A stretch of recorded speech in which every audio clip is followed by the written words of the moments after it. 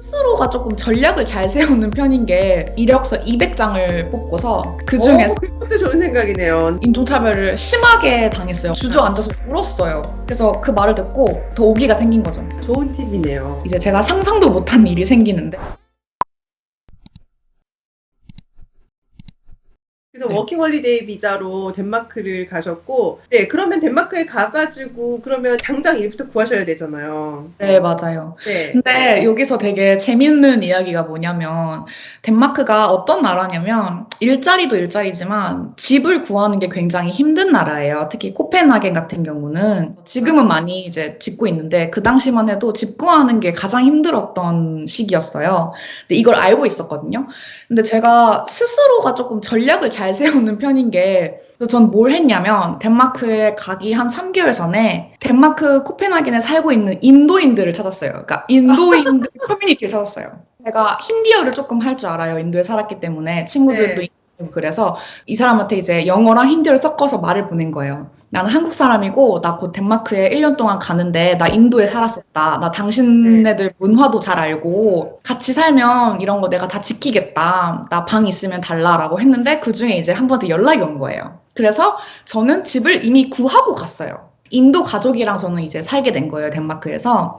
이제 집 문제가 해결됐고, 심지어 월세를 깎아주셨어요. 제가 인도에 살았다는 이유로. 그러니까 인도인들이 약간 그런 커뮤니티가 좀 강하고 이러다 보니까, 되게 강하죠. 그, 저는 인도 가족들 이렇게 보면서 서로 이렇게 밀어주고, 맞아요. 당겨주고, 그러니까 그걸 제가 알았기 때문에 이걸 약간 전략으로 세운 거죠. 전략적으로, 이제 저는 이제 직장만 찾으면 되는 거죠. 근데 이제 고민을 했어요. 내가 지금 대학 중퇴했고, 내가 뭐 그렇게 잘하는 것도 없고, 덴마크어도 못하는데, 심지어. 나 여기서 뭐 하지? 그러니까 뭘 해야지 내가 잘 살 수 있을까?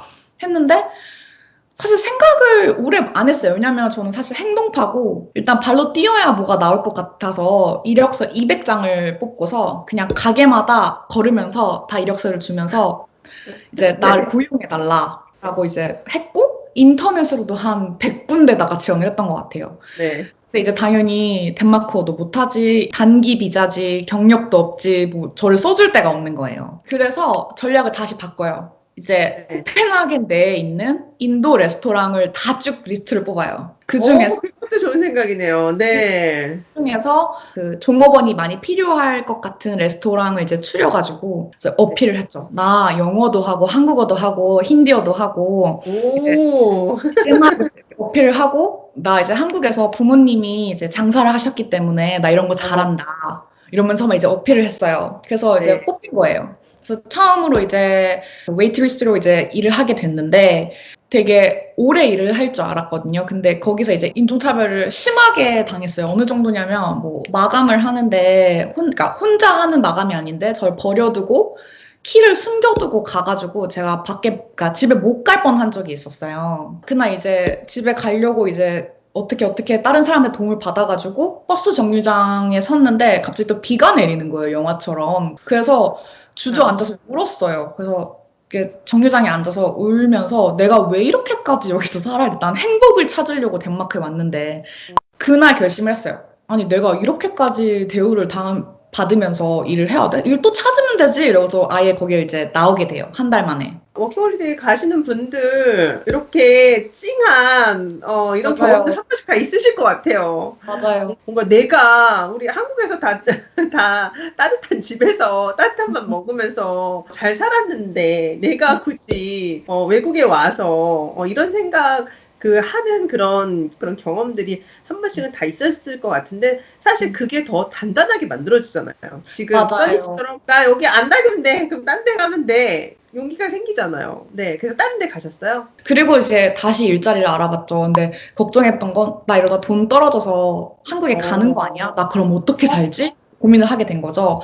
그래서 막 중간중간에 또 다른 곳에서 약간 트라이얼을 했는데, 안 맞는 거예요. 근데 그때 딱 어떤 한국인 분이 저한테 했던 말이, 야, 너는 맨날 포기하고, 맨날 실패하고, 넌 진짜 끈기가 없는 것 같아. 라고 저한테 한마디를 하시더라고요. 저도 막 이렇게 도전했던 그 20대에 안 된다는 얘기를 너무 많이 들어가지고, 그분이 네. 뭐라고 하셨냐면, 내가 장담하는데 너 지금부터 2주 안에 덴마크 뜬다. 그래서 그 말을 듣고 더 오기가 생긴 거죠. 아니, 내가 여기 1년 채우나 한번 보라고. 그래서 다시 이력서를 돌리고 이제 해가지고 또 다른 곳에 이제 취업을 하게 됐는데 거기 이제 주방에서 일을 하게 되었어요. 근데 제가 주방에서 일해본 적이 없어요. 근데 뭐 어떡해요. 이제 먹고 살려면 뭐라도 해야 되니까 그렇죠. 하겠다 해가지고 네. 이제 그곳에서 일을 계속 하게 됐었거든요. 거의 한 9개월 넘게 계속 일을 했었고, 주방에서 일하는 거 힘들지 않으세요? 왜냐면 저도 주방에서 일을 해봤는데 저는 한국에서 진짜 힘들었거든요. 육체적으로 힘들었어요. 맞아요. 육체적으로 진짜 힘들었어요. 몇 시간 일하셨어요, 그러면 그 주방에서? 일주일에 4번 정도 일했고, 하루에 한 6시간? 네. 그래서 그렇게 일을 했고, 그러면 그 정도로 일을 하면요, 그 생활하는데 다 이제 무리가 없나요?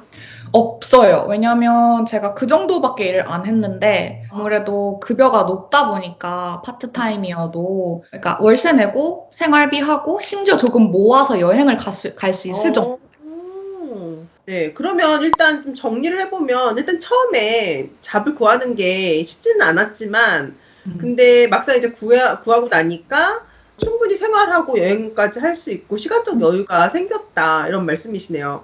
그러면 유럽으로, 특히 뭐 덴마크를 포함해서 이렇게 워킹홀리데이 비자를 계획하는 분이 있다면 어떤 조언을 해주고 싶어요? 가기 전에 이것은 준비해서 가세요. 이런. 일단 덴마크로 말씀을 드리면 사실 제가 일을 구하는 동안에 집을 못 구해서 떠난 분이 거의 10명 중에 8명이었어요. 덴마크가 워킹홀리데이 그 난이도가 높은 나라로 유명하거든요. 이제 워킹홀리데이 하셨던 분들 말에 의하면.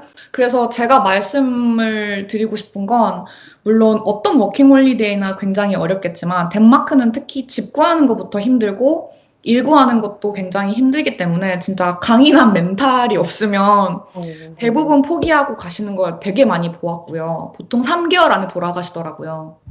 그리고 기본 자금이 좀 필요해요. 예를 들어서 캐나다나 호주는 그래도 뭐 300만 원, 400만 원 갖고 가셔도 무관하다고 들었는데 덴마크는 그래도 1000만 원 있어야 내가 안정적으로 초기 정착을 할 수 있는 비용이고 돈을 모으려고 오는 국가는 아닌 것 같아요. 조금 더 여행에 초점을 맞추고 경험을 하신다고 생각하기에 좋은 나라인 것 같고, 제가 알기로 스웨덴도 마찬가지라고 들었어요. 그래도 아무래도 두 나라 다 뭐 영어를 많이 쓴다고 해도 그 나라 언어가 있기 때문에 또 이 두 나라 둘 보면은 고학력자가 굉장히 많은 국가예요. 그 사람들도 일자리가 없어서 힘들어하는 국가이기 때문에 강인한 멘탈력과 기본 자금? 이 두 가지가 제 생각엔 가장 중요한 것 같아요. 유럽에서 워킹홀리데이를 하시려면. 네, 감사합니다. 좋은 팁이네요. 그 네네. 다음에 다시 한국으로 오시게 되잖아요. 한국으로 돌아와서 이제 구직을 시작을 하시는 건가요? 본격적으로? 아니요. 그 안에 또 스토리가 있어요. 제가 덴마크에서 끝나기 전에 계획을 세웠던 게 포르투갈로 넘어가서 일을 이미 잡아놓은 상태였었어요. 그래서 또 뜬금없이. 꿈의 나라였기 때문에 어, 포르투갈을 한번 살아보고 싶다는 생각이 컸거든요. 그래서 네. 포르투갈을 정해놓고 그 다음 계획이 스웨덴으로 넘어가는 생각이었어요. 다시 워킹홀리데이로. 네. 사실 저는 원래 계획은 내가 30이 될 때까지 이렇게 각 나라에서 1년씩 살아보는 게 원래 꿈이었거든요. 네. 근데 이제 덴마크에서 워킹홀리데이가 끝나갈 때쯤 이제 제가 상상도 못한 일이 생기는데 이제 사랑에 빠지게 된 거예요. 어, 네. 근데 사실 많은 분들이 그렇게 기대를 않고 갔지만, 이렇게 외국에 나가서, 연애하시는 분들, 남자친구 생기시는 분들 의외로 많죠. 결론적으로 그분하고 지금 결혼을 해서 전 살고 있긴 한데 아, 네. 그분은 여기 현지인 분이 또 아니세요. 그러니까 덴마크 사람이 또 아니에요. 그분도. 네. 일을 하다가 이제 우연히 만나게 된 거예요. 이 일을 하면서. 네. 근데 그거는 그냥 뭐 스쳐 지나가는 인연이겠거니 생각했어요. 왜냐면 저는 떠날 준비를 하고 있었고 네. 이 친구는 여기서 공부를 하고 있는 학생이었기 때문에 크게 진지하게 생각하지 않다가 포르투갈로 넘어가기 한 달 전 이제 안 되겠다. 나 아무래도 이 사람하고 시간을 더 보내야 내가 후회를 안 하겠다 싶어서 포르투갈 넘어가지 않고 관광 비자로 3개월을 더 있게 돼요. 이제 덴마크에.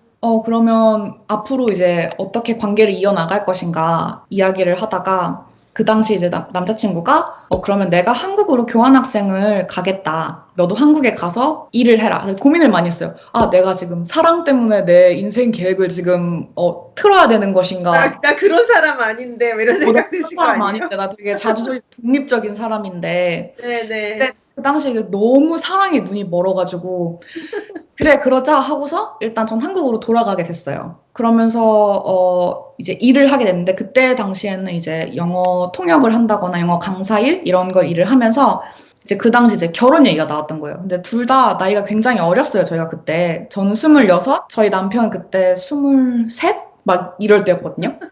같이 이제 지내다 보면서 이제 콩깍지가 벗겨지기 시작한 거예요.